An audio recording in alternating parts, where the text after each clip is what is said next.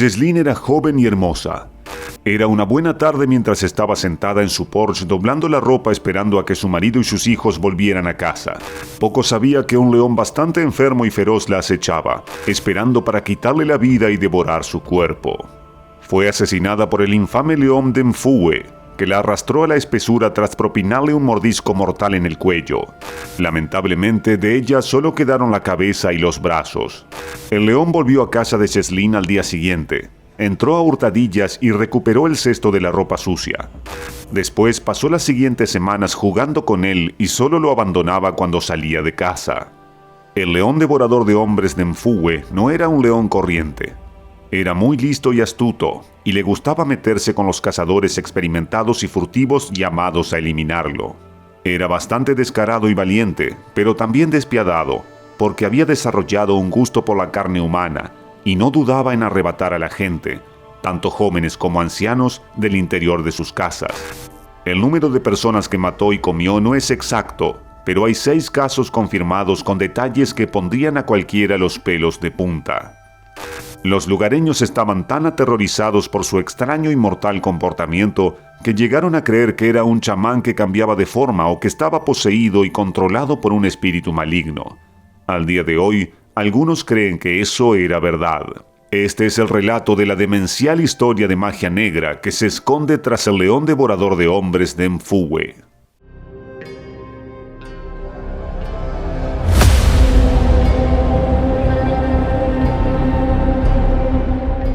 Desde 1991, la pequeña localidad de Mfue, en el famoso Parque Natural de South Luangwa, Zambia, se ha convertido en destino de turistas fascinados por una de las historias más espeluznantes de leones devoradores de hombres.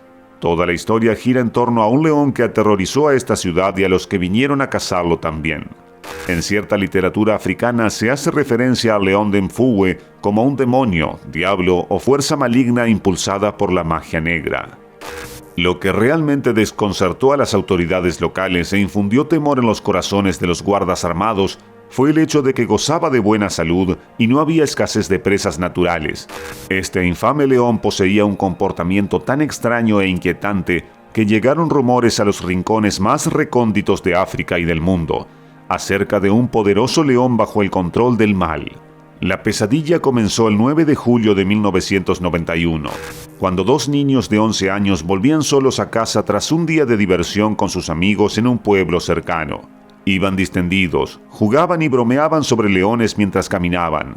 Pocos sabían que estaban a punto de ser aterrorizados por un león hambriento que, por alguna razón desconocida, había desarrollado un gusto por la carne humana. Mientras los 2 niños caminaban, el león se presentó justo delante de ellos, como si hubiera bajado del cielo o ascendido del mismísimo Averno. Estos pobres niños se encontraron cara a cara con lo que el niño superviviente describió más tarde como un león gigante con ojos malignos. Incluso hasta el adulto más valiente se aterrorizaría ante una escena así. Así que uno puede solo imaginarse cómo se sintieron estos 2 niños.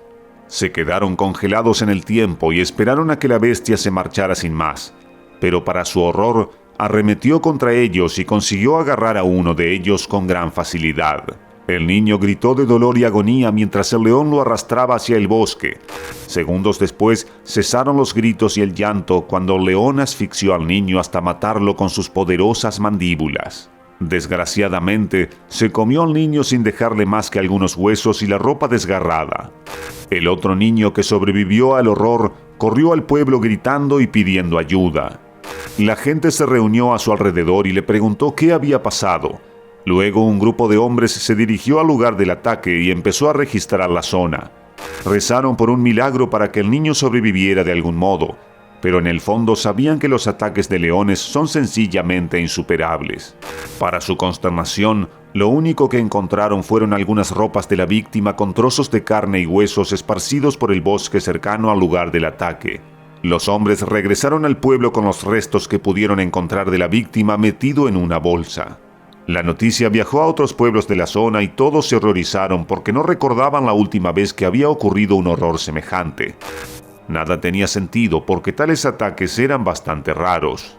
Este horrendo incidente marcó el comienzo de una serie de siniestros ataques desconcertantes que enloquecieron a los lugareños. Muchos creían que este león era un brujo o hechicero que cambiaba de forma, mientras que otros pensaban que era una maldición que les había impuesto un espíritu maligno o el mismísimo diablo. Los aldeanos recurrieron a los ancianos y a los curanderos en busca de ayuda, e hicieron todo lo posible para levantar la maldición y ahuyentar al espíritu maligno. Pero hicieran lo que hicieran, el león volvía una y otra vez y mataba a más personas. Apenas un mes después de este horrible atentado que se cobró la vida de un niño, se produjo otro ataque aún más horrendo. Esta vez una mujer estaba sentada dentro de su casa preparando comida en una estufa de leña para sus hijos que no estaban en casa. La mujer oyó que algo entraba en la casa, pero supuso que era uno de sus hijos. Cuando el sonido de algo que se acercaba a ella se hizo más fuerte, se dio la vuelta con una gran sonrisa, pensando que era uno de sus hijos tratando de acercarse sigilosamente. Pero por desgracia era el enorme león devorador de hombres con las fauces abiertas, listo para arrebatarle la vida. En cuanto se dio la vuelta, solo pudo ver las enormes mandíbulas del león a punto de cerrarse sobre su cara. La pobre ni siquiera tuvo tiempo de gritar o moverse. En una fracción de segundo, los leones la mataron rompiéndole el cuello. Luego la arrastraron al bosque cercano y la devoraron. Una hora más tarde, sus hijos volvieron a casa y vieron sangre en el suelo y que su madre había desaparecido. Se asustaron mucho y fueron corriendo a preguntar a sus vecinos si habían visto a su madre. Los vecinos se apresuraron al oír que había sangre en el suelo. Rastrearon los rastros de sangre hasta el bosque e inmediatamente supieron que la mujer había sido arrastrada por algo. Probablemente el mismo león devorador de hombres que había atacado un mes antes. Una vez más, los hombres se reunieron, se armaron con machetes y palos y se adentraron en el bosque de Pesadilla para poner fin al horror. Lo único que encontraron fueron algunas ropas de la mujer y su cabeza, pero sin rostro. Era casi como si el león estuviera transmitiendo el mensaje de que podía devorar a un adulto en cualquier momento y que nadie podía hacer nada al respecto. La gente dejó de salir por la noche. Los niños iban escoltados por varios adultos fueran donde fueran. Incluso los adultos empezaron a moverse solo en grupo, y todo el mundo se aseguraba de que sus puertas estuvieran siempre cerradas. El verdadero miedo se apoderó del pueblo y la gente llamó a las autoridades y exigió justicia. Como resultado, la oficina del distrito envió a unos cuantos guardabosques con instrucciones de patrullar el pueblo día y noche hasta localizar, capturar y trasladar al león o matarlo si era necesario. Pero fue en vano. Solo uno de los guardas iba armado con una pistola, mientras que los otros 5 iban armados con palos, redes y machetes. Los guardas también estaban asustados porque las historias sobre el león devorador de hombres, los espíritus malignos y la magia negra daban bastante miedo. Pronto el león poseído atacó de nuevo y esta vez la víctima fue de nuevo un pequeño niño inocente que fue raptado justo delante de su familia mientras estaban sentados en su cabaña. La familia de la víctima era como muchas otras de la pobre ciudad de Mfugwe en aquella época. Vivían en chozas hechas con lo que encontraban para cobijarse. La mayoría de la gente no podía permitirse construir casas de verdad. Esta pobre familia estaba a punto de irse a dormir, y los niños estaban reunidos alrededor de sus padres para escuchar las aventuras de su padre ese mismo día, ayudando a los guardabosques a localizar al malvado león. De repente, uno de los niños gritó de dolor y agonía mientras era arrastrado a gran velocidad por el león, que se las arregló para acercarse sigilosamente a la familia mientras estaban sentados en su cabaña improvisada. Metió literalmente la cabeza por un hueco de la pared y se llevó al niño.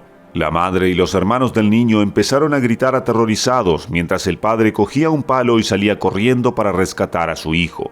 Por suerte, 2 guardabosques se encontraban cerca de la casa de esta familia y se apresuraron cuando toda la familia gritó lo más fuerte que pudo.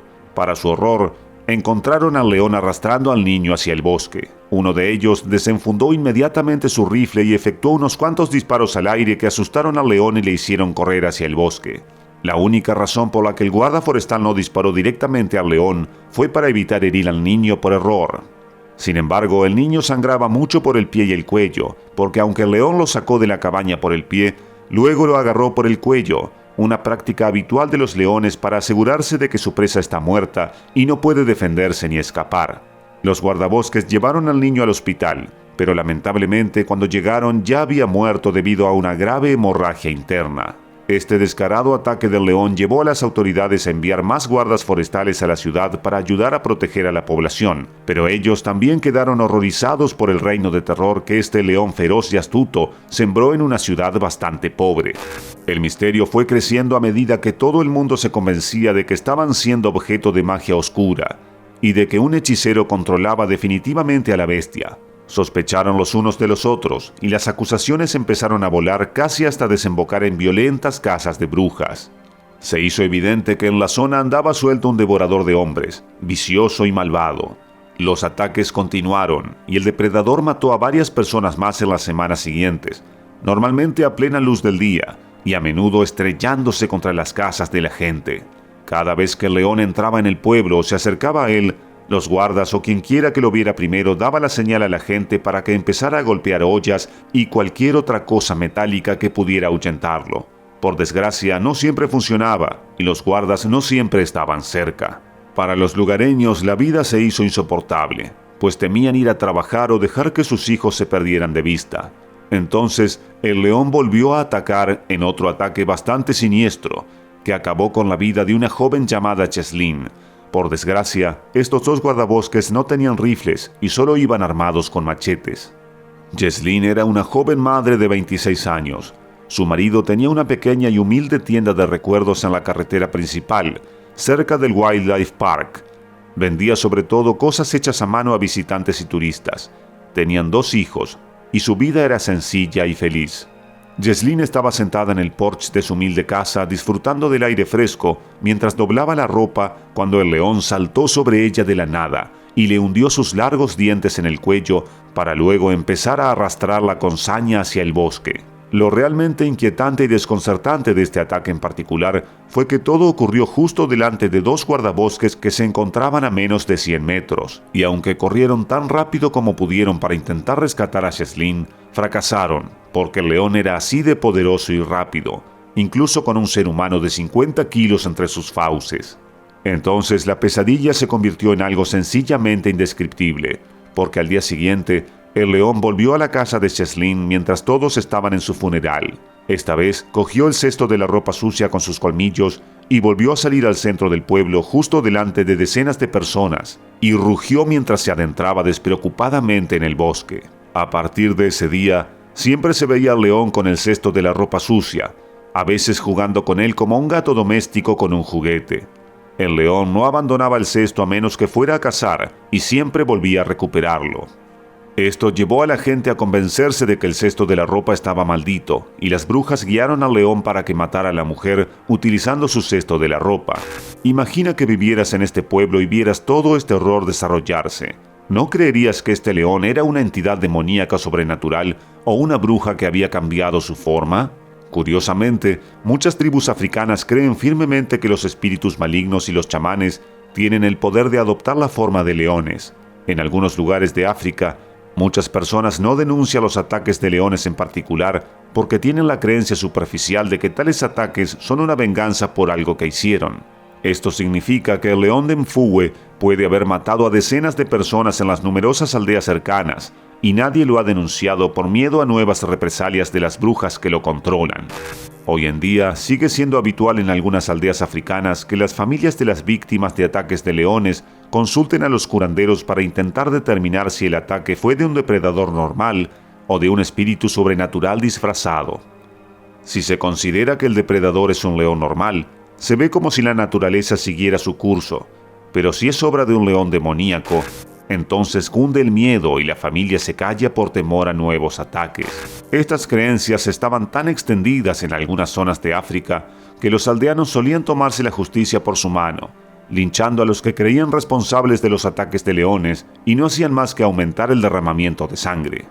En el caso del león de Mfugwe, la mayoría de los ancianos y curanderos del pueblo coincidían en que se trataba de una criatura sobrenatural que sembraba aún más el miedo y el horror entre los lugareños. Numerosos cazadores, tanto locales como internacionales, acudieron a Mfugwe tras oír hablar de este poderoso y misterioso león. Se desafiaron unos a otros y algunos dicen que un par de ellos murieron mientras intentaban abatir a esta bestia mítica. Entonces, un conocido cazador llamado Adrian Carr vino a poner fin a lo que calificó de matanza de vidas inocentes y de vergüenza para todos los cazadores que fracasaron en su intento de localizar y matar al león de Mfugwe. Adrian Carr colocó las trampas y esperó en silencio detrás de una persiana la llegada de la bestia devoradora de hombres. Era poco después de medianoche cuando llegó el león, pero Carr no pudo evitar sentir miedo a pesar de ir armado con 2 rifles pesados y una pistola. Entonces escuchó al león alimentarse del cebo, un proceso que Carr dejó que durara 20 minutos enteros antes de poner finalmente la linterna justo sobre el león para dispararle. Carr estuvo a punto de disparar, pero el león era demasiado rápido y consiguió escapar. Carr nunca había visto un león moverse tan rápido. Por un segundo pensó que el león se había desvanecido en el aire. Carr no se dio por vencido e hizo varios intentos más que al final le llevaron a creer que este león no solo era muy cínico, sino también malvado, porque a menudo le acechaba y rugía cerca de las trampas y los puestos de caza. Otros cazadores lo intentaron y fracasaron, ya que el león evitaba constantemente las trampas, los cebos envenenados y las patrullas de guardabosques, al tiempo que a menudo parecía rugir desafiante a los hombres armados, como si se burlara de ellos y jugara con ellos. A medida que aumentaba el número de muertos, en septiembre de 1991, un californiano de safari llamado Wayne Housek y su compañero, el cazador profesional Charles Bukes, fueron llamados para intentar poner fin al reino del terror de los leones. Estos 2 cazadores utilizaron la cabeza antes que sus habilidades. En cuanto les hablaron del cesto de la ropa sucia y de cómo el león estaba pegado a él y siempre volvía a él, supieron que era algo que podían utilizar en su provecho, y eso es exactamente lo que hicieron. Pronto, Housek y Bukes encontraron accidentalmente la cesta mientras buscaban por la zona y decidieron construir una persiana y colocar cebos alrededor. Pero el león no hacía acto de presencia, a pesar de que podían oírlo carraspear, rugir y acechar. Esperaron durante días y cambiaron de posición muchas veces, pero el león no se acercaba a la cesta. Era evidente que de alguna manera sabía que los cazadores la estaban utilizando en su contra. También volvió locos a los 2 cazadores, porque más de una vez al cambiar de sitio se aprovechó de la situación y robó el cebo. El león también las rodeaba a menudo, tanto de día como de noche. Incluso era lo bastante listo como para calcular el ángulo de aproximación que mejor le permitía acercarse a las persianas sin ser visto. Housek decidió entonces que necesitaban un nuevo plan.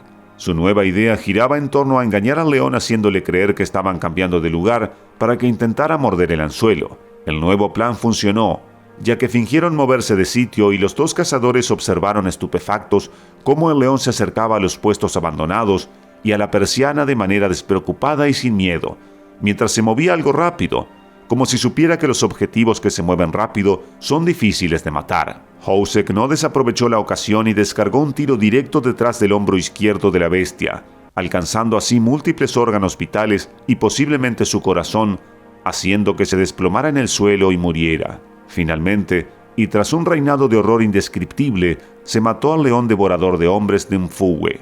Los lugareños lo celebraron creyendo que se había levantado la maldición. A Housek le desconcertaron muchas cosas de este león. Por ejemplo, cuando se acercaba al cadáver del león, este parecía hacerse cada vez más grande, lo contrario de lo que ocurre normalmente. Además, tenía una cámara nueva que se estropeó cuando intentó fotografiar a la bestia muerta. Esto le hizo pensar que este león era realmente malvado y tal vez poseído por un espíritu maligno, porque era la segunda vez que intentaba hacerle una foto y la cámara se rompía. Gracias por vernos y por favor, dale a me gusta, comparte, suscríbete y dale al icono de la campanita. Érase una vez 2 enormes y poderosos leones, que por casualidad eran hermanos y decidieron convertirse en devoradores de hombres y lanzaron astutos ataques coordinados, devorando a trabajadores ferroviarios y lugareños, y devorando a más de 100 de personas, si no más. Suena descabellado e inverosímil, pero es exactamente lo que ocurrió en Kenia, cuando trabajadores nativos africanos e indios construían un ferrocarril para conectar Uganda con el Océano Índico a través de Kenia. En un momento dado, estos 2 leones empezaron a atacar a los trabajadores y a sacarlos de sus tiendas mientras dormían. Los ataques fueron tan intensos y horribles que hubo que interrumpir las obras del ferrocarril. Todos los nativos africanos que trabajaron en este ferrocarril eran esclavos y estaban controlados por los colonialistas británicos que construían el ferrocarril para acelerar el negocio de la trata de esclavos y el robo de los recursos de Uganda. Así que para estos nativos africanos fue un doble golpe, una pesadilla dentro de otra pesadilla. Por un lado, tenían al ejército británico traficando con ellos, esclavizándolos y cometiendo horrores contra sus mujeres y niños mientras les robaban su país. Por otro lado, tenían que trabajar a cambio de nada en un ferrocarril que se cobró innumerables vidas, y dos leones también decidieron empezar a comérselos. Nadie se ocupaba de ellos, ni tampoco de los trabajadores indios que eran llevados a trabajar junto a los esclavos locales por unos cuantos cacahuetes. Los dejaron sin armas y desprotegidos para que se valieran por sí mismos. A los dos leones se los conocía como los leones de Tsavo, y eran increíblemente valientes y evasivos, escurridizos y astutos, cazando tanto a los trabajadores del ferrocarril como incluso a los cazadores que se trajeron para colocar trampas. Esta es la historia de los terribles ataques de leones en Tsavo, que se cobraron más de 100 vidas.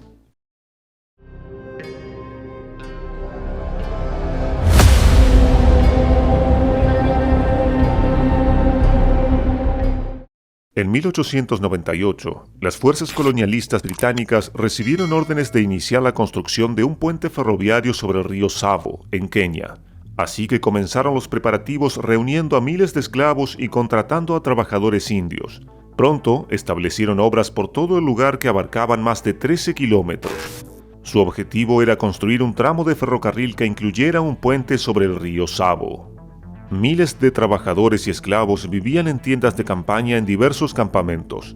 Todo el programa estaba dirigido por el teniente coronel John Henry Patterson, que llegó pocos días antes de que comenzaran las desapariciones y los asesinatos. Para su consternación, los 9 meses siguientes no fueron ni más ni menos que una pesadilla que paralizó las obras del ferrocarril e incluso provocó su cierre en varias ocasiones, ya que muchos trabajadores indios se marcharon por miedo, mientras que innumerables esclavos también escaparon. Todo ello fruto del horror y el miedo hacia los leones de Tsavo. Los dos leones estaban al acecho, cazaban de día y noche. Si un trabajador se alejaba demasiado de la seguridad del grupo, los leones los mataban y se lo comían. Pero el verdadero horror siempre tenía lugar por la noche, cuando todos dormían. Los dos leones se colaban en algunas de las tiendas y mataban a las desprevenidas víctimas dormidas de un mordisco en el cuello. Luego arrastraban sus cuerpos sin vida hasta los espesos arbustos y bosques cercanos para devorarlos. A estos dos leones les gustaba tanto la carne humana que consumían literalmente todo el cuerpo de las víctimas, dejando solo los huesos para que las hienas se pelearan por ellos. Atacaron a todo el mundo, no solo a los trabajadores, sino también a los aldeanos cercanos. A veces los ataques a los trabajadores del ferrocarril cesaban durante semanas, pero en realidad los dos leones se limitaban a cazar a los lugareños de los asentamientos cercanos durante esas épocas. Su comportamiento era desconcertante, y eran los verdaderos reyes de una gran zona, y técnicamente mandaban incluso sobre los soldados y cazadores británicos. Eludían, evadían y hasta hacían bromas. Incluso los lugareños empezaron a creer que estaban poseídos por brujas. Los rumores entre los trabajadores se extendieron y todos odiaban la noche y las sombras. La situación se fue agravando hasta el punto de que los trabajadores indios le dieron a los británicos un ultimátum: ellos o los leones. Pero nadie fue capaz de cazar a los dos leones e incluso los soldados armados dejaron de patrullar por la noche algunas de las zonas cercanas a los campamentos por miedo a que sus rifles no les ayudaran si eran atacados. Se contrató a algunos cazadores, pero no solo fracasaron, sino que se convirtieron en los cazados y algunos murieron. Esto llevó a otros cazadores a evitar la zona y ni siquiera quisieron la recompensa ofrecida por los británicos por matar a los dos leones. Lamentablemente, muchos leones murieron durante las cacerías, pero ninguno de ellos eran los leones asesinos de Tsavo. En algún momento, los trabajadores empezaron a rodear sus campamentos con hogueras en un intento de disuadir a los leones, pero estos seguían atacando. Los británicos ordenaron entonces la construcción de cercos y vallas de espinos alrededor de los campamentos de los trabajadores para protegerlos de los devoradores de hombres, pero todo fue en vano. Aún así, los leones se abrieron paso y mataron y devoraron sin piedad. Estos dos infames leones saltaban o se arrastraban a través de las vallas espinosas. Al principio, un león entraba mientras el segundo esperaba, como si estuvieran haciendo un reconocimiento. Luego entraban juntos y se cobraban dos víctimas a la vez. Eran realmente astutos e intrépidos, y siempre estaban hambrientos. Las matanzas se convirtieron en una norma diaria y todo el mundo perdía la cabeza. ¿Cómo podían 2 leones dominar a miles de trabajadores y a 400 soldados británicos armados? Sin embargo, el trabajo se retrasaba y había que hacer algo. Pero siempre que se hacía algo, fracasaba. Las cosas se pusieron bastante feas después de que todo el proyecto ferroviario se paralizara por completo durante semanas, y también se detuvieran todas las obras del puente sobre el río Savo. Incluso los ingenieros se marcharon, y fue entonces cuando los dirigentes decidieron llamar a los expertos más mortíferos y salir de su zona de confort. La caballería llegó a principios de diciembre y estaba formada por unos cuantos soldados británicos empedernidos y con experiencia en la caza. Al día siguiente, llegó el oficial del distrito de Savo, el señor Whitehead. Curiosamente, este oficial casi fue asesinado a su llegada. Estaba cerca del centro de mando donde le esperaba el coronel Patterson cuando los leones de Savo lo atacaron. Se salvó por un pelo de morir, pero sufrió graves laceraciones en la espalda. Sin embargo, no puede decirse lo mismo de su ayudante indio, Abdullah, que resultó muerto. En ese momento, el coronel Patterson decidió que ya era hora de que aplicara sus habilidades y comandara la cacería, no porque se preocupara por los trabajadores y los esclavos, sino solo porque un oficial británico de alto rango estaba gravemente herido. Durante todo el baño de sangre, Patterson escribió sobre los 2 leones y los ataques como si se tratara de una mera historia para presumir ante sus camaradas y líderes en Londres. No tardó en consultar a algunos cazadores y ordenó a sus hombres que colocaran trampas y persianas, y que cada 3 soldados tomaran posiciones y esperaran a que aparecieran los leones, para luego disparar todo lo que tuvieran y asegurarse de que estaban muertos. Durante días, los soldados se vieron acechados y aterrorizados por los leones y sus rugidos. Cada vez que movían las persianas y las trampas o bajaban la guardia, los leones aprovechaban la situación y arrebataban a algún trabajador o alguno de los cebos que dejaban. Sin embargo, todo cambió cuando Patterson entró en la batalla con sus rifles y pistolas de alto calibre. Finalmente, el 9 de diciembre de 1898, el primer león recibió un disparo de Henry Patterson en la pata trasera. Fue un golpe de suerte y se necesitaron muchos trucos para sacar a los leones de su escondite. Entonces, ¿murió el león? No, no murió. Para horror de todos los que participaron en la cacería, el león herido superó las heridas como si nada y escapó. Y esa misma noche volvió al campamento, acechando a Patterson cuando éste intentó cazarlo de nuevo.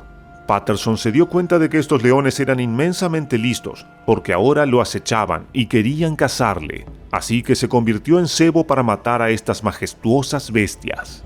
Se colocó en un campo abierto con soldados escondidos cerca, detrás de los árboles y arbustos, y esperó a que los leones atacaran. En efecto, pronto llegó el mismo león que había herido antes y cargó contra él. Los soldados salieron inmediatamente de su escondite y empezaron a disparar sus armas. El león se sorprendió y se desorientó durante apenas 2 segundos, el tiempo suficiente para que Patterson apuntara con su rifle de alto calibre y disparara. La potente bala penetró en el hombro del león y le alcanzó el corazón, pero este consiguió huir. A la mañana siguiente encontraron el cuerpo sin vida del león no muy lejos de donde le habían disparado. Era tan enorme que 8 trabajadores tuvieron que llevarlo al campamento. Medía la friolera longitud de 3 metros desde el morro hasta la cola, lo que da fe de su enorme tamaño y fuerza. Los trabajadores vitorearon y celebraron, pero fue una alegría temporal, ya que sabían que el segundo león seguía acechando cerca, preparándose para cazar y tal vez incluso vengar la muerte de su hermano. Consciente de los peligros que planteaba el segundo león, Patterson decidió llevar la batalla hasta él erigiendo un andamio ciego cerca de una zona donde el segundo devorador de hombres era conocido por atacar a las cabras. Pronto, el último verdadero rey de Savo llegó al nuevo emplazamiento de la trampa, pero demostró ser escurridizo e incluso a prueba de balas, ya que fueron necesarias muchas balas en diversos escenarios para acabar con él. El primer disparo se efectuó desde lo alto del andamio que Patterson había construido cerca del cebo, que era una cabra a la que el león había matado anteriormente pero que no había devorado por completo. 11 días después, Patterson se dio cuenta de que el león le acechaba y volvió a dispararle, esta vez 2 veces. Si llevas la cuenta, hasta ahora Patterson le había disparado al león 4 veces, pero este había conseguido escapar e incluso había vuelto no solo a cazar trabajadores, sino también a buscar a Patterson, dado que era obvio que el león quería vengarse. Patterson se obsesionó tanto que era incapaz de recordar la última vez que había dormido. Además, estaba asustado. Al día siguiente, los cazadores dirigidos por Patterson localizaron de nuevo al león y dispararon todo lo que pudieron contra él y consiguieron darle 3 tiros más en la cabeza y en el pecho, que dejaron al último león de Tsavo tullido, pero no muerto. El león intentó huir, pero esta vez sus heridas eran demasiado graves y Patterson acabó matándolo con 3 balas a quemarropa. Patterson se quedó mirando cómo el león daba sus últimos suspiros mientras roía la rama de un árbol. Patterson estaba tan orgulloso de su trabajo que durante 25 años conservó las pieles de los 2 leones como alfombras de suelo y sus cráneos como trofeos, pero finalmente los vendió al Museo Field de Historia Natural en 1924 por una suma de $5,000, lo que equivale a $100,000 en la actualidad. Las pieles llegaron al museo en muy mal estado. No obstante, las pieles y los cráneos se utilizaron para reconstruir los leones que actualmente se exponen en el Museo Field de Chicago. Aún se debate el número total de personas que mataron a los 2 leones. Según el libro de Patterson, se comieron a 135 trabajadores y esclavos, y a innumerables africanos, jóvenes y viejos, hombres y mujeres. Una vez derrotados los devoradores de hombres, los obreros regresaron y el puente se terminó en febrero de 1899. La historia de los devoradores de hombres de Tsavo causó tanto revuelo que incluso Lord Salisbury, entonces primer ministro del Reino Unido, habló de este tema en el Parlamento. Hoy en día, los cuerpos de los 2 leones se exponen en el Museo Field de Chicago, un inquietante recuerdo de su ferocidad. Es un hecho común que los grandes felinos, incluidos los leones, a menudo recurren a cazar y comer humanos si sus dientes están seriamente dañados, porque los humanos son objetivos fáciles de matar, y su piel es muy suave y fácil de masticar. Según el libro de Patterson, The Lions of Tsavo, la preferencia de los leones por la carne humana se debía probablemente a una combinación de factores, como la disminución de sus presas naturales y la presencia de blancos fáciles. Estudios recientes revelaron que los leones habían desarrollado un gusto por la carne humana y habían aprendido a asociar la construcción del ferrocarril con una presa fácil. Se cree que la teoría de los dientes en mal estado no fue la única razón por la que los leones de Tsavo atacaron y mataron a tanta gente. Otras razones son la disminución de las presas tras el brote de peste bovina de 1898, que devastó las presas habituales de los leones, obligándoles a buscar fuentes de alimento alternativas. Algunos expertos también creen que los leones de Tsavo probablemente se acostumbraron a encontrar humanos muertos en el cruce del río Tsavo, utilizado por los traficantes de esclavos, mientras los trasladaban a su miseria en el centro del comercio de esclavos de África Oriental, en Zanzíbar. Muchos de estos esclavos se ahogaron durante la travesía, y es posible que los leones desarrollaran el gusto por la carne humana tras devorar algunos de estos cadáveres. Al final, todas estas teorías combinadas apuntan a que los leones de Tsavo tenían sus razones y todo fue desencadenado por las actividades humanas, además de la plaga. Lo que no se menciona en la historia oficial es que decenas de leones y leonas murieron durante la cacería y en venganza por las acciones de los leones de Tsavo. El libro de Patterson sirvió de base para varias películas de aventuras desde principios de la década del 50, como Hombres contra el Sol, Buana Devil, Asesinos del Kilimanjaro, El Fantasma y la Oscuridad y Prey, estrenada en 2007. A pesar del paso del tiempo, la historia de los devoradores de hombres de Tsavo sigue siendo relevante hoy en día. Sirve de recordatorio para comprender el comportamiento de los animales salvajes. La historia y los relatos de Patterson fueron tan intrigantes que los 2 leones se consideran los leones devoradores de hombres más estudiados de la historia. Gracias por vernos y por favor, dale a me gusta, comparte, suscríbete y dale al icono de la campanita. Y no dudes en dejarnos tu opinión en la sección de comentarios. En menos de 3 segundos, el famoso león Shemba del Santuario de Animales de Marakele en Sudáfrica se abalanzó con saña sobre su dueño, Mike Hodge, quien lo crió desde que era un cachorro huérfano y luego procedió a arrastrarlo hasta el monte. Los turistas espectadores contemplaron aterrorizados el horror que se desplegaba ante ellos y gritaron como si intentaran despertar de una pesadilla. Por un momento todos pensaron que Mike Hodge estaba muerto y que el león estaba a punto de devorarlo. El personal no tuvo más remedio que matar a Shemba, lo cual fue bastante triste pero necesario, porque si no lo hubieran hecho, Mike habría muerto mutilado. El señor Hodge sufrió heridas graves, pero se recuperó y se entristeció cuando tuvieron que darle la noticia de que su querido Shemba había muerto. Amaba de verdad a Shemba como si fuera un miembro más de la familia, y pasó 2 horas diarias durante meses alimentando al cachorro Shemba con leche de biberón. En África no es raro que los leones de los santuarios organizados y vallados, que en realidad son parques safari, ataquen a sus dueños y al personal desprevenido. Sin embargo, en la mayoría de los casos los ataques son menores y las muertes son muy raras. Lamentablemente, algunas personas como Mike Hodge, que pasó largos años con leones entre otros depredadores, tienden a olvidar que estos depredadores ápices son indomables y que por mucho que uno se acerque a ellos, en una fracción de segundo todo puede cambiar y convertirse en una pesadilla, ya que el ancestral instinto natural de la bestia para cazar y devorar a su presa surge de la nada. Esta es la historia de Shemba y su extraño y espeluznante ataque a Mike Hodge.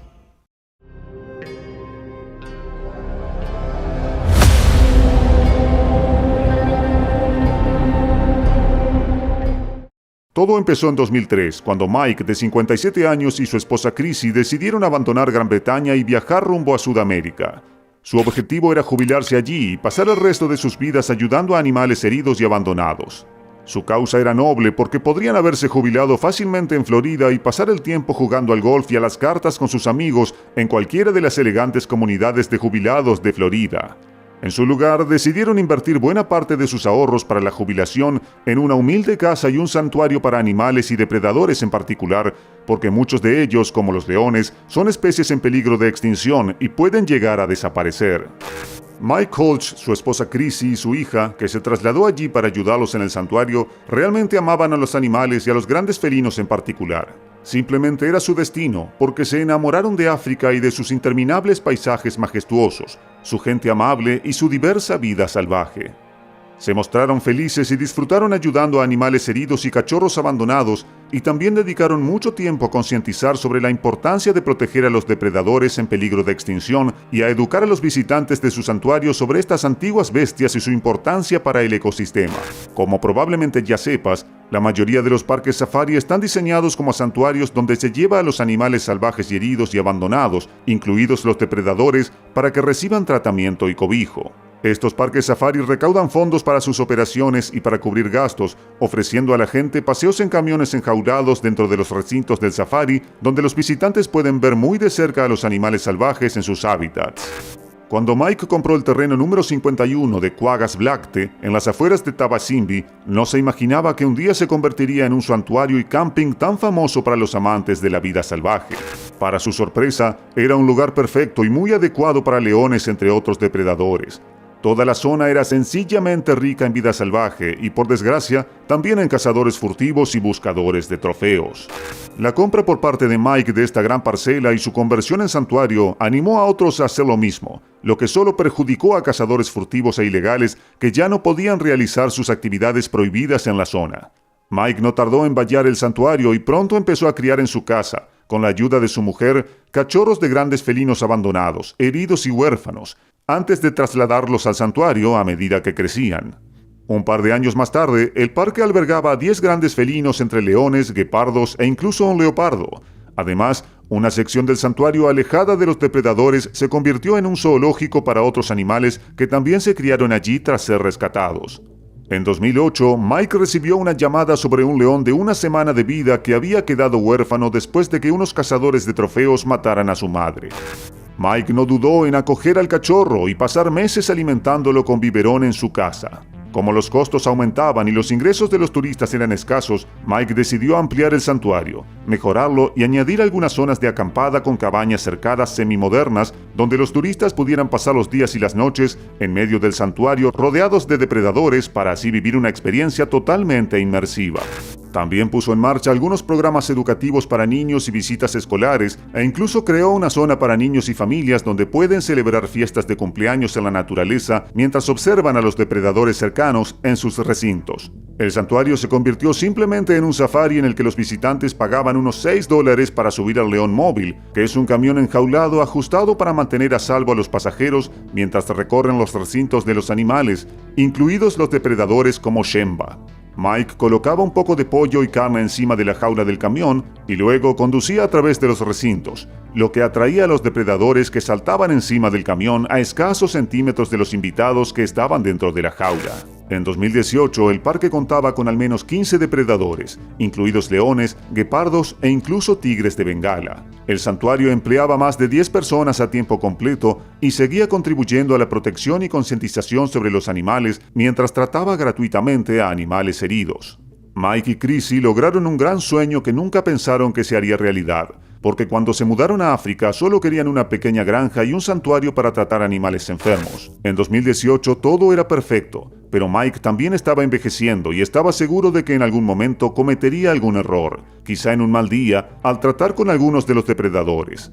Tenía 72 años, amaba su santuario y a los depredadores que criaba como a sus hijos, pero quizá era demasiado confiado, aún sabiendo lo peligrosas que podían ser esas bestias. Es bastante triste que su león favorito, Shemba, casi lo matara tras cometer un error en lo que se describió como el ataque de león más aterrador jamás captado por una cámara. El 1 de mayo de 2018, la vida de Mike y Chrissy estuvo a punto de arruinarse para siempre. Era un buen día de calor en su parque safari.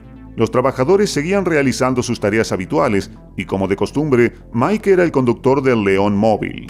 Le encantaba conducir ese camión enjaulado y ver cómo la gente que estaba dentro disfrutaba como nunca viendo a los leones y otros grandes felinos saltar sobre el techo del camión y comerse algunos pollos y carne. Se reía cuando algunos de los invitados se asustaban e incluso se echaban a llorar, y entonces empezaba a consolarlos mientras los educaba sobre estos depredadores ápice. Sus palabras eran siempre reconfortantes, incluso a los niños les encantaban sus historias. Sus empleados le decían a menudo que los dejara conducir a ellos, o bien realizar otras tareas peligrosas que implicaban realizar tareas de mantenimiento, limpieza e inspección dentro de los recintos de los depredadores. Pero era demasiado confiado con los que consideraba sus hijos, y nunca pensó que uno lo atacaría y casi le arrebataría la vida. También lo hacía porque le gustaba mantenerse activo y de esa forma guiaba a su equipo con el ejemplo. Alrededor del mediodía, una de las visitas estaba a punto de terminar. En ese momento, Mike hizo el anuncio a la gente en el camión mientras una sonrisa de satisfacción cubría su rostro. Sabía que la última atracción a la vuelta de la esquina involucraba a su gran felino favorito en el mundo, Shemba. Por supuesto, Shemba ya no era el lindo cachorro que Mike y Chrissy criaron en su casa. Ahora era todo un adulto, un verdadero león con un apetito interminable por el pollo. A todas luces, Shemba era el depredador más mimado del parque, y a Mike no le importaba porque realmente quería aquel león. Detuvo el camión junto a la valla a la vuelta de la esquina del recinto de Shemba y pidió a uno de los empleados que colocara un par de pollos en el techo. Una vez que el camión entró en el recinto de Shemba, el feroz león corrió como un cohete, saltó encima del techo y empezó a devorar su almuerzo. Los turistas que se encontraban en la jaula estaban conmocionados y asombrados por el tamaño, la fuerza y la belleza natural de Shemba. Una vez que Shemba hubo terminado su almuerzo, respondió a la señal de un trabajador que lo atrajo lejos del camión con otro pollo. En ese momento, Mike dio la vuelta al camión y salió del recinto. La puerta estaba cerrada. Sin embargo, Mike vio algo extraño. Shemba olfateaba algo en el suelo y había un olor espantoso en el recinto. Mike indicó entonces a uno de los trabajadores que atrajera a Shemba con un bolsillo lleno de carne porque quería entrar en el recinto y comprobar el origen del olor y lo que Shemba había olfateado minutos antes. Esta era una táctica utilizada a menudo para trasladar a Shemba de un lugar a otro y también era eficaz. Sin embargo, ese día Shemba estaba de un humor extraño. Mike abrió una pequeña puerta que daba al recinto, mientras Shemba se alejaba hacia la gallina que el trabajador tenía en la mano al otro lado de la valla. Mike se adentró unos 5 metros e inspeccionó el objeto que Shemba había olfateado antes. Era algún resto de pollo que Shemba había dejado el día anterior y estaba empezando a descomponerse y a producir un olor horrible. Mike tardó 5 segundos en alcanzar y voltear el pollo podrido con el pie, mientras Shemba estaba a unos 12 metros, y entonces se desató el infierno, cuando Shemba corrió hacia Mike, que se dio cuenta inmediatamente del peligro y se dirigió hacia la puerta. Sin embargo, a solo un pie de la puerta, Shemba consiguió derribar a Mike al suelo. El error que cometió Mike aquel día fue no esperar a que Shemba estuviera lejos de la puerta y ocupado devorando unos trozos de carne. Además, el trabajador y Mike se estaban señalando mutuamente, lo que podría haber llamado la atención de Shemba sobre Mike. El segundo error de Mike fue darle la espalda a Shemba cuando cargó contra él. Hubiera sido mejor que caminara rápido hacia atrás, hacia la puerta. Esto podría haber hecho que Shemba lo reconociera y detuviera el ataque. Los leones son conocidos por atacar a la gente por la espalda, y en muchos ataques en los que están implicados sus dueños se producen cuando la persona les da la espalda. Un experto dijo que Shemba podría haberse apresurado a saludar a su dueño y no tenía intención de atacarlo, pero el hecho de que Mike se diera la vuelta y echara a correr hizo que Shemba se pusiera en modo caza por instinto. Mike estaba ahora en el suelo e inconsciente por el golpe, con Shemba encima de él, mientras los turistas empezaban a gritar y chillar enloquecidos. En un segundo, Shemba agarró a Mike entre sus mandíbulas como si nada y lo arrastró más adentro del recinto. Entonces los trabajadores desaparecieron durante unos segundos. Volvieron con una pistola y empezaron a hacer disparos de advertencia al aire. Aún así, Shemba volvió a agarrar a Mike entre sus poderosas mandíbulas e intentó llevárselo más adentro del recinto, detrás de los arbustos y los árboles. En ese momento, los trabajadores no tuvieron más remedio que disparar directamente a Shemba porque sabían que probablemente Mike seguía vivo y podía ser rescatado, pero si Shemba volvía a morderle, moriría en cuestión de segundos. En ese momento decidieron disparar a Shemba y lo consiguieron. Shemba corrió hacia el interior del recinto y murió minutos después a causa de las heridas, mientras los trabajadores corrían al interior para rescatar a Mike. Encontraron a Mike sangrando e inconsciente, pero aún respirando y con el cuello intacto. Inmediatamente empezaron a aplicarle los primeros auxilios y detuvieron la hemorragia mientras esperaban a que llegara la ambulancia. Mike fue trasladado inmediatamente al hospital y recibió tratamiento. Necesitó varias intervenciones quirúrgicas menores, ya que sus heridas no ponían en peligro su vida. De más está decir que Mike tuvo mucha suerte. Los medios de comunicación locales entrevistaron a Mike cuando estaba en el hospital, apenas 24 horas después del ataque. Lo encontraron muy entristecido por la muerte de Shemba y se culpó a sí mismo del incidente. Unas semanas después, Mike estaba de vuelta en el recinto, pero sentía una gran tristeza porque Shemba había muerto. Nunca entendió lo que ocurrió aquel día, y él sigue insistiendo en que algo extraño llevó definitivamente a Shemba a actuar de forma tan salvaje. A día de hoy, Mike Hodge, su esposa Chrissy y su hija siguen echando de menos a Shemba. A este ataque le siguió algo bastante horrible. Mucha gente que no entiende realmente cómo funcionan los santuarios de animales o los parques safari y su importancia para la conservación de especies en peligro de extinción y para dar cobijo a los cachorros. Tal es así que mucha gente comenzó a atacar al santuario y a Mike con mensajes de odio, cartas y un sinfín de trolls en línea, como si Mike fuera un cazador y el santuario un coto de caza. Las cosas se pusieron tan mal que algunos activistas animalistas amenazaron a Mike y a su familia por la muerte de Shemba, aunque era obvio que la matanza fue inevitable. Estos guerreros del teclado son en su mayoría niños y adultos ingenuos y crédulos, influenciados por las películas y algunos lunáticos en línea que simplemente difunden mentiras para crear audiencia y recaudar dinero. En realidad, Mike Hodge no era cazador, ni mucho menos furtivo, y no hacía daño a los animales. De hecho, Shemba fue solo uno de los innumerables animales rescatados por Mike de una muerte segura. Gastó mucho dinero, tiempo y energía junto con su esposa en la construcción del santuario, con el que apenas ganaba dinero como para cubrir los gastos. Además, en estos lugares los leones están bien protegidos y nadie puede hacerles daño, por lo que pueden criarse sin peligro y así reproducirse y aumentar su número. Mientras tanto, el número de leones en libertad disminuye constantemente, ya que los gobiernos y las autoridades de varios países africanos luchan por frenar a los cazadores furtivos y buscadores de trofeos. Estas amenazas llevaron a Mike a mantener cerrado el santuario durante un tiempo, hasta que los furiosos guerreros del teclado olvidaron la historia y encontraron a otro a quien atacar. Durante un tiempo, Mike se planteó trasladar a todos los animales a otro safari y cerrar las instalaciones, pero al final decidió que si lo dejaba, sería una victoria fácil para los cazadores furtivos, y pronto se reabrió el parque con algunas normas nuevas para evitar incidentes similares. En la actualidad, el Marakele Animal Sanctuary está abierto todo el año y sigue acogiendo tanto a depredadores heridos como a cachorros abandonados y continúa devolviéndoles la vida. A lo largo de la historia, los leones han sido admirados como símbolo de poder, fuerza y valor. Hubo un tiempo en que los leones vagaban por toda África, partes de Asia e incluso el sur de Europa. Sin embargo, esta poderosa especie solo se encuentra ahora en fragmentos del África subsahariana, junto con una subpoblación en peligro crítico en África Occidental y una pequeña población de leones asiáticos en el Parque Nacional de Gir, en la India. En comparación con otras especies de grandes felinos, los leones son los más sociables. Viven en grupos llamados manadas que pueden estar formados por entre 2 y 30 miembros, incluidos 3 o 4 machos, una docena o más de hembras y sus crías. ¿Sabías que el rugido de un león es tan potente y fuerte que puede oírse a 8 kilómetros de distancia y es también una demostración de poder entre machos? Lamentablemente, en 2023 solo quedarán 20.000 leones en libertad y su número está disminuyendo. La buena noticia es que el número de leones en cautiverio en parques safari y santuarios está aumentando gracias a los programas de cría. Y aunque mucha gente odia cómo se explota en cierto modo a los leones en estos lugares, lo cierto es que nadie ha sido capaz de impedir que disminuya el número de leones en libertad. Y para ser sinceros, la mitad de las palabras y promesas de los gobiernos son palabrería, mientras que la mitad de las agencias y organizaciones de defensa de los animales son como la mayoría de las ONGs que existen, meras fachadas o más bien estafas para recaudar dinero. Al final, los parques y santuarios safari podrían ser los únicos lugares que pueden mantener la existencia de estas majestuosas especies y evitar su extinción. Los leones en libertad son muy difíciles de proteger, porque los cazadores furtivos y buscadores de trofeos son delincuentes y ganan mucho dinero con ello, ya que la mayoría de sus clientes son personas adineradas de países ricos. Algunos cazadores de trofeos llegan a pagar hasta $1 millón solo para conseguir que alguna de estas bandas criminales los lleve a cazar leones en África. De ahí que, con tanto dinero implicado en esta industria, sea casi imposible detener la locura.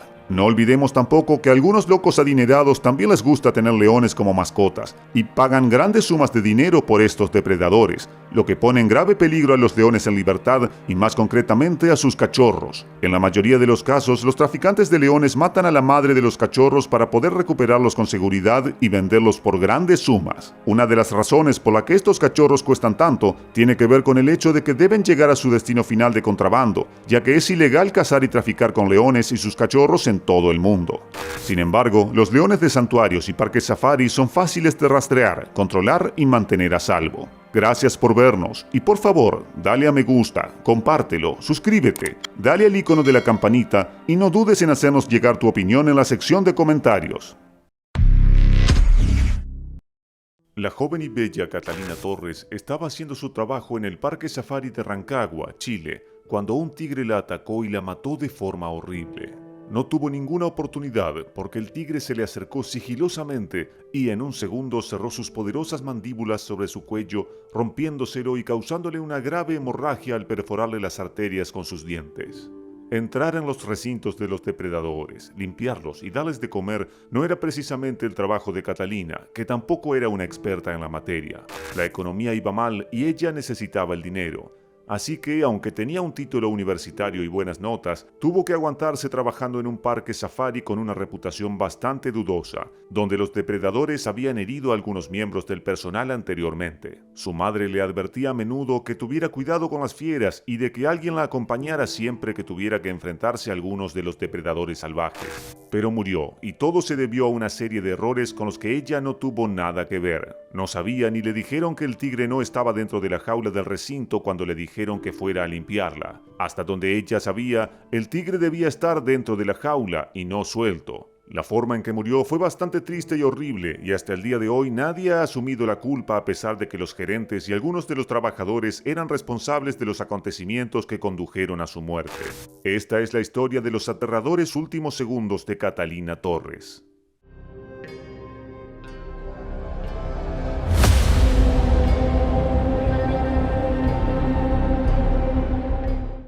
Catalina Torres Ibarra, de 22 años, era joven, alegre, feliz, simpática y una buena chica cristiana con un futuro brillante. Amaba a su familia y pasaba mucho tiempo con ellos, e incluso daba la mitad de su sueldo a su madre para ayudarla con los gastos de la vida. Soñaba con viajar por el mundo y aprender a hacer snowboard. Sus amigos la describían como un ángel que nunca le haría daño a una mosca. También le encantaban los animales y cantaba a menudo mientras trabajaba en el parque safari. Era licenciada en gestión de hostelería, pero solo le ofrecían trabajos de secretaria. De hecho, aceptó uno de estos trabajos antes de dejarlo porque pensaba que su jefe estaba más interesado en su aspecto y pretendía más tener una relación personal con ella que en su desempeño como secretaria.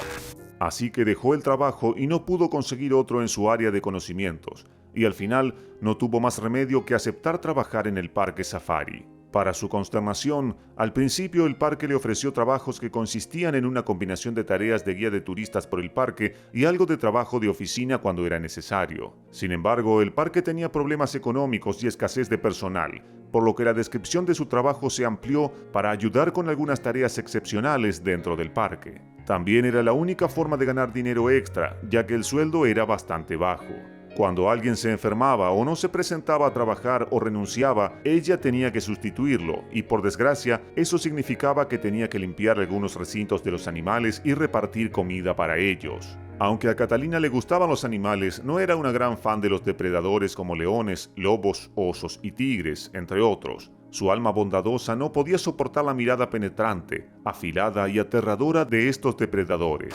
A menudo se quejaba con su madre de que el tigre blanco en particular la miraba con ojos penetrantes, como si fuera una presa y quisiera matarla. Estaba muy asustada y hacía todo lo posible por evitar limpiar o entregar comida a los depredadores, pero no tenía elección. Siempre que le pedían que realizara tareas muy extrañas, el personal la ayudaba al informarle cómo debía hacerlo y lo importante de mantenerse alejada de los animales. La norma del parque era sencilla: nadie entraba en los recintos de los depredadores sin autorización. El personal tenía que encerrar y asegurar a dichos depredadores dentro de sus jaulas dentro del recinto antes de que se les entregara comida o cuando llegaba el momento de limpiar el recinto. Por desgracia, el día en que mataron a Catalina ocurrió algo misterioso. El personal estaba convencido de que el tigre estaba dentro de la jaula y por eso dio el visto bueno a Catalina para que entrara a limpiarla. Pero el tigre no estaba en la jaula y la pobre Catalina ni siquiera vio que la atacaba por detrás. Solo sintió el poder de sus grandes mandíbulas sobre su cuello, que se rompió cuando sus largos y afilados dientes se clavaron profundamente en ella. Probablemente murió en cuestión de segundos.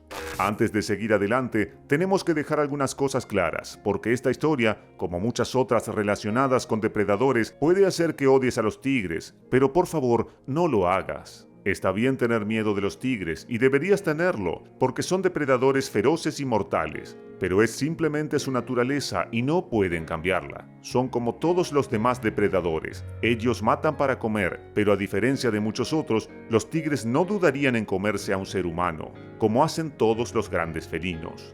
También son especies en peligro. Varias especies de tigres se han extinguido en los últimos 100 años. En la actualidad, las 6 especies de tigres que quedan están en peligro de extinción y algunas están a punto de desaparecer, como los tigres blancos, como el que mató a Catalina Torres. De hecho, deberíamos sentir lástima por los tigres porque casi no queda ninguno en estado salvaje en todo el planeta. Los tigres son el felino o tipo de gato más grande del mundo, y su tamaño puede alcanzar los 3 metros de longitud en el caso de los machos, mientras que las hembras suelen ser más pequeñas, con una altura de hasta 1.2 metros. Aunque parezca mentira, solo quedan unos 4.500 tigres en libertad en todo el planeta.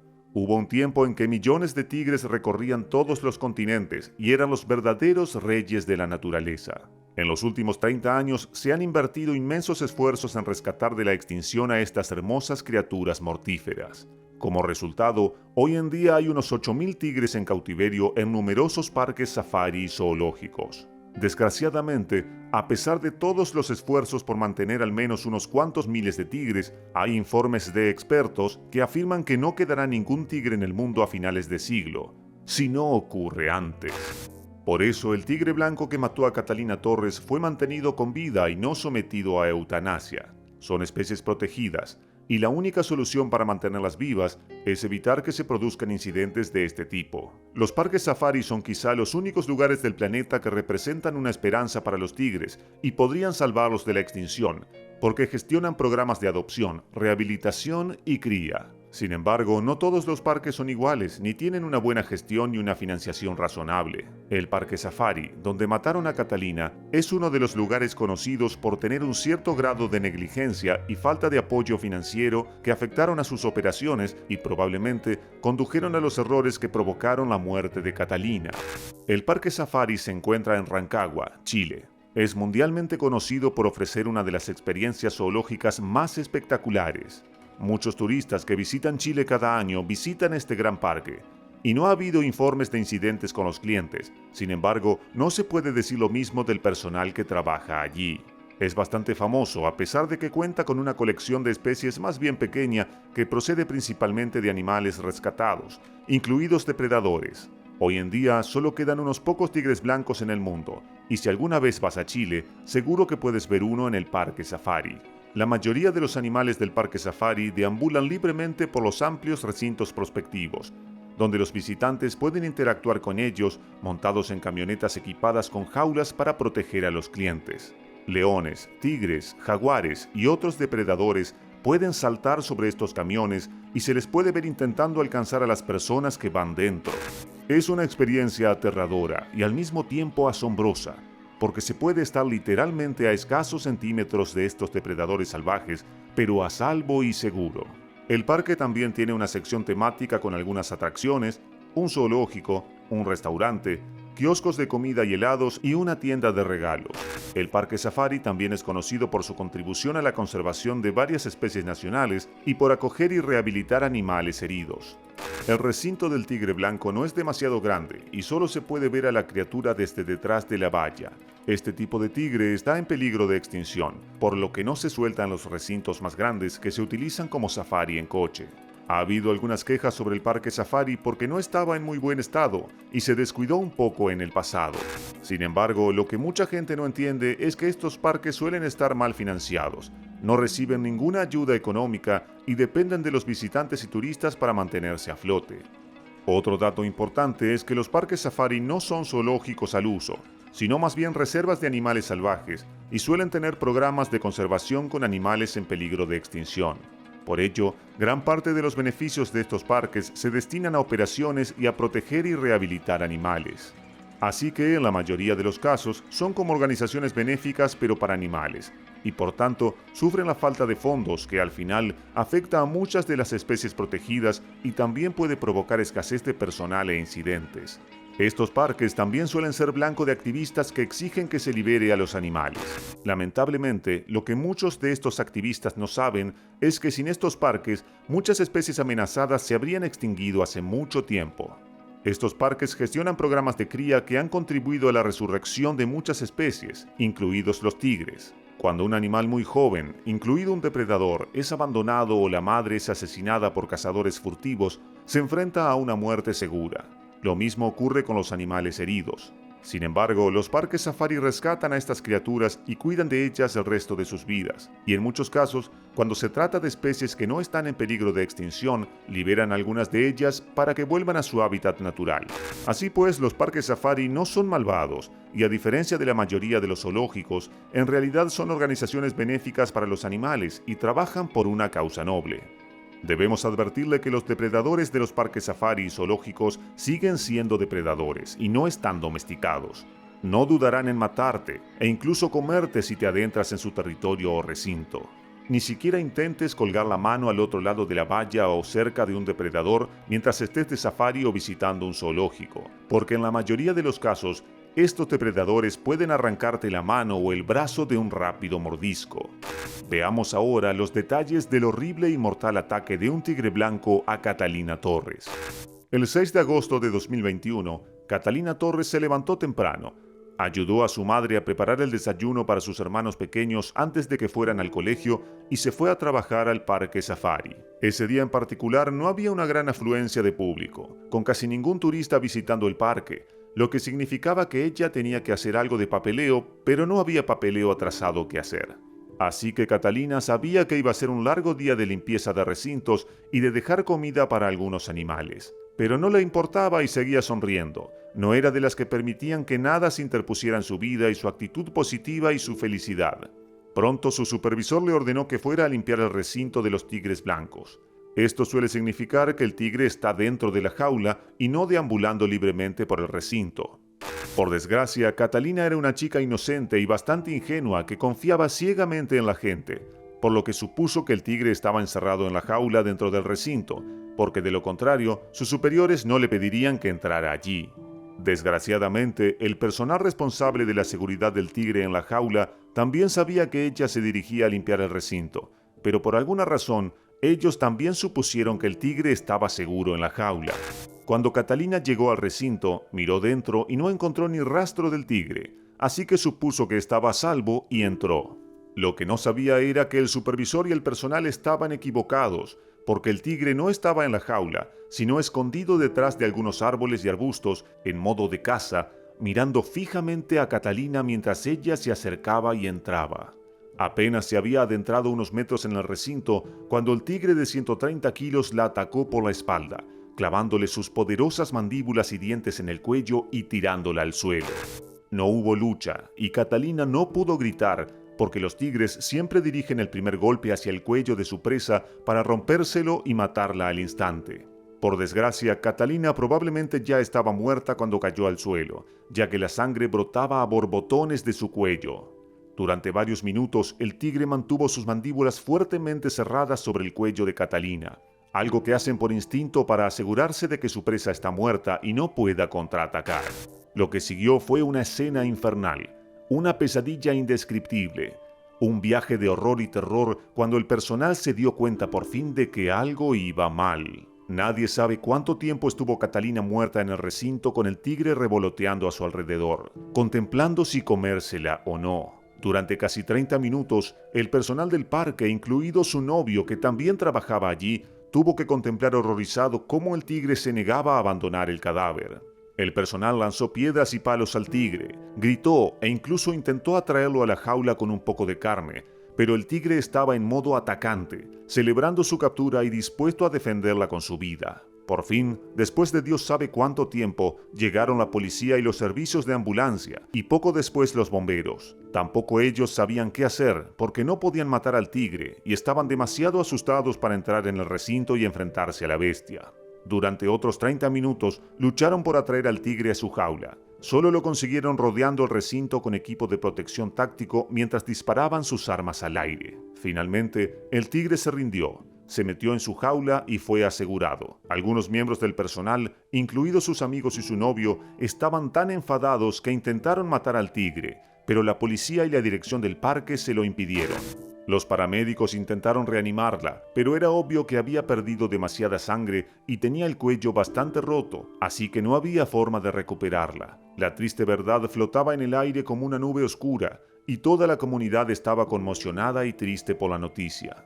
El cuerpo de bomberos de Rancagua, la policía y los investigadores de homicidios inmediatamente comenzaron a interrogar al personal y plantearon una simple pregunta de la que no podían obtener una respuesta clara. ¿Qué estaba haciendo Catalina dentro del recinto de los tigres con un tigre suelto? Al principio todo el mundo pensó que se había caído al recinto, pero pronto empezaron a salir a la luz los hechos. Los investigadores descubrieron que la habían dirigido al recinto del tigre para realizar tareas de limpieza, a pesar de que era guía turística y nunca había recibido formación para entrar y limpiar recintos de animales. También descubrieron que los testimonios de varias personas, entre ellas su supervisor y el personal encargado de asegurar al tigre en la jaula durante las tareas de limpieza y mantenimiento, eran contradictorios e imprecisos. Era obvio que había una grave falta de comunicación entre la dirección y el personal y entre los distintos miembros del personal. De alguna manera, todos se las arreglaron para darse señales equivocadas, haciéndoles creer que el tigre estaba seguro dentro de la jaula antes de que Catalina recibiera instrucciones de limpiar el recinto. El máximo responsable del parque, Antonio Rojas, afirmó que Catalina trabajaba en la gestión de animales del parque. Sin embargo, la madre de la víctima y varios trabajadores salieron a la luz pública y rebatieron tales acusaciones, y llegaron a llamar mentirosos a los responsables porque Catalina trabajaba como guía turística y no debería haber estado en el recinto de los tigres ni haber sido enviada a él para realizar un trabajo para el que solo está autorizado personal debidamente formado. Según la guía de safari Carol Orellán, que también trabajaba en el parque en ese momento, Catalina no trabajaba en el manejo de animales. Era guía de safari igual que ella, y solo tenía que hacer otros trabajos en el parque porque no tenían otra opción y era la única forma de ganar dinero extra. También quedó claro que el personal la vio dirigirse a limpiar el recinto del tigre y no dijo nada, porque sabían que era habitual que los guías turísticos realizaran otras tareas cuando no había turistas a los que guiar. Irónicamente, el director del parque cambió más tarde su declaración e intentó culpar a algunos trabajadores acusándolos de haber abierto deliberadamente la jaula del tigre en contra del protocolo. Pero una vez más, el gerente no aportó ninguna prueba y era obvio que mentía para protegerse. Los trabajadores acusados rebatieron las nuevas acusaciones del encargado y negaron haber dejado la jaula abierta, pero tampoco sabían quién era el culpable de dejar la puerta de la jaula abierta y no cerrarla para limpiarla.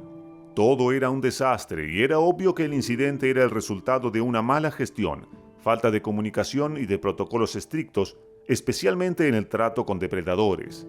Al mes siguiente, el senador chileno Guido Girardi, conocido por su defensa de una mayor seguridad y responsabilidad en los parques temáticos, zoológicos, carnavales y safaris, presentó una denuncia penal contra el parque. En cuanto al tigre que mató a Catalina, no había sido eutanasiado por tratarse de una especie en peligro de extinción. ¿Has estado alguna vez en el Parque Safari de Chile?